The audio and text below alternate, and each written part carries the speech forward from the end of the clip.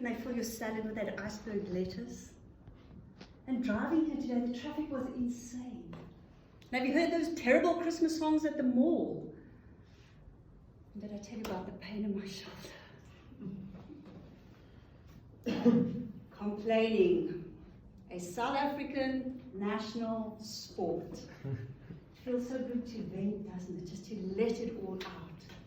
But complaining, like so many other things that feel good at the time, smoking, drinking, drugs, overeating, is so bad for you. Let's look at your brain.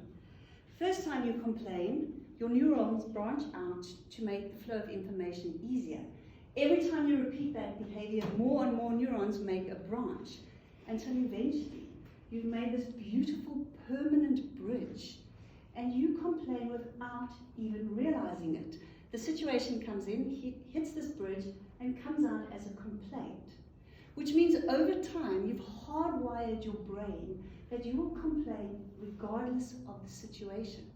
You then find it easier to be negative than it is to be positive, and that becomes your default behavior. A very controversial research looked at the brains of habitual complainers and found that the size of their hippocampus shrank. The hippocampus is your critical thinking, problem solving. Isn't that terrifying? That the more you complain, the less you have an ability to find a solution to that complaint. And what about your poor body? When you complain, you release the stress hormone cortisol, the fight or flight hormone. This was fine when you were getting chased by a saber-toothed tiger. Not so fine when you're sitting in Cavendish complaining about the froth on your cappuccino. Cortisol is inflammatory. It impairs your immune system, and it contributes to all sorts of dread disease like stroke, heart attack, diabetes, obesity, lack of sleep. What about your emotions when you're complaining?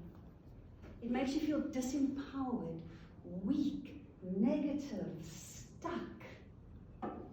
You don't want to be that toxic person that is never happy with anything and everyone is trying to avoid you.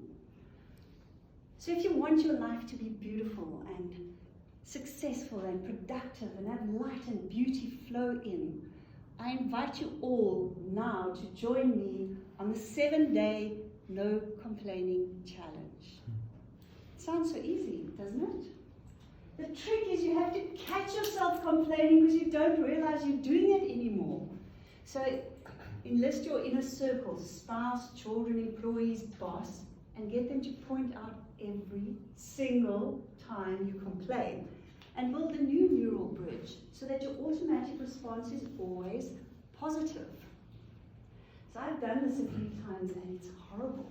First of all, I'm always shocked at how much I complain. And secondly, it's so irritating. Every time you talk, someone says you're complaining. But let me tell you, the exercise is worth the discomfort and the challenge. I'm going to give you a few tips on how to make your path easier. 1, practice optimism. Always look on the bright side of life. Count your many blessings. Because after all, most of our problems are first world problems, white people's problems, rich people's problems. Practice gratitude. It is not a natural state for us, but it is worth to make the habit, the time, and the challenge to actually be grateful. Number 2, stop being so judgmental. You don't know what's going on in someone else's life. That rude waitress who brought you your overpriced coffee this morning, perhaps she didn't sleep because her kid was sick. Perhaps her salary was docked because her train was delayed. But because she was rude to you, that doesn't give you license to go out and be rude to the next 10 people. That's her stuff. Leave it with her. 3, become accountable. You control what comes out of your mouth, nobody else. So in your life, don't let anyone complain in front of you. In your meetings, they can't complain unless they come with a matching solution. And at home, have a complaints jar. Every time someone whinges and whines and nags, put money in the complaints jar. Give it to a homeless person at the end of the month. He may have a real complaint. Number 4, look at your circle of influence. Can you change it? No, don't whinge. You can change it, take action. So I invite you to let beauty and goodness and positivity and hope, satisfaction flow into your life. Decide right here, right now with me, you're going to leave here and stop complaining. And tomorrow morning when you wake up, stand up and say, my life is so good. I have absolutely nothing to complain about.